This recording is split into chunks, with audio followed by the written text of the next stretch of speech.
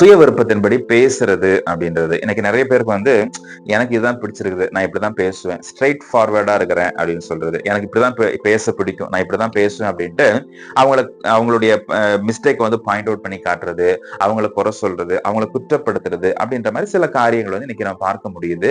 அப்போ இந்த மாதிரியான விஷயங்களை வந்து இன்னைக்கு ஆண்டவர் பெருசா விரும்புறது கிடையாது. அப்போ இன்னைக்கு ஆண்டவர் எப்படி விரும்புறாரு, ஆண்டவர் எதை விரும்புறாரு அப்படின்னா, நம்ம பேசக்கூடிய வார்த்தைகளை ரொம்ப கவனமா இருக்கணும். திருக்குறள் சொல்லுது யாகாவாராயினும் நாக்காக்க அப்படின்ட்டு. அதே மாதிரி பைபிளும் சொல்லுது, நீங்க வந்து பேசக்கூடிய ஒவ்வொரு வார்த்தைக்குமே நியாய தீர்ப்பு நாள்ல நீங்க கணக்கு ஒப்புவிக்க வேண்டும். அப்போ எப்படி பேசணும் அப்படின்னா, மற்றவங்களுடைய காயப்படுத்தாதபடிக்கு நம்ம பேசணும், மற்றவங்களுக்கு பிரியம் உண்டாக பேசணும், பக்தி விருத்திக்கு ஏதுவான காரியங்களை நம்ம பேசணும். எனக்கு வாய்க்கு வந்ததெல்லாம் நான் பேசிட்டு அப்புறமேட்டு நான் சாரி சொல்லிக்குவேன், எனக்கு பிடிச்ச மாதிரி எல்லாம் பேசிட்டு அப்புறமேட்டு நான் வந்து அதை எக்ஸ்கியூஸ் கேட்டுக்குவேன் அப்படின்னு சொல்றது வந்து அது சரியான ஒரு பர்சன், ஒரு நல்ல ஒரு ஆணுக்கு, நல்ல ஒரு பர்சனுக்கு வந்து அது அழகா இருக்காது. அப்போ நம்ம வந்து சுய விருப்பத்தின்படி பேசுவதை நம்ம தவிர்க்கணும்.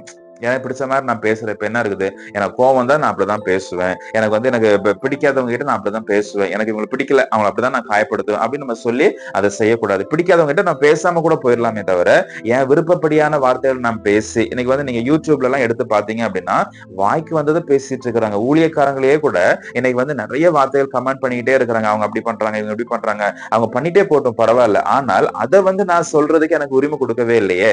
ரோமர் புஸ்தகத்துல அதான் சொல்லப்பட்டிருக்குது, நீ யாரானாலும் சரி போக்கு சொல்ல உனக்கு இடமில்லை, மற்றவங்களை குற்றப்படுத்துறதுக்கு உனக்கு உரிமை இல்லை அப்படின்னு தான் அவர் சொல்றாரு. அப்ப என்னுடைய நாவு ரொம்ப கேர்ஃபுல்லா நம்ம பயன்படுத்தணும். அப்ப எனக்கு சுய விருப்பத்தின் படியான வார்த்தைகளை நான் பேசக்கூடாது, என் விருப்பப்படி நான் பேசிக்கிறேங்க, ஏன்னா நான் ஸ்ட்ரெயிட் ஃபார்வர்ட், நான் அப்படிதான் இருப்பேன் அப்படின்னு நான் பேசும்போது அது மற்றவங்களை காயப்படுத்தும்.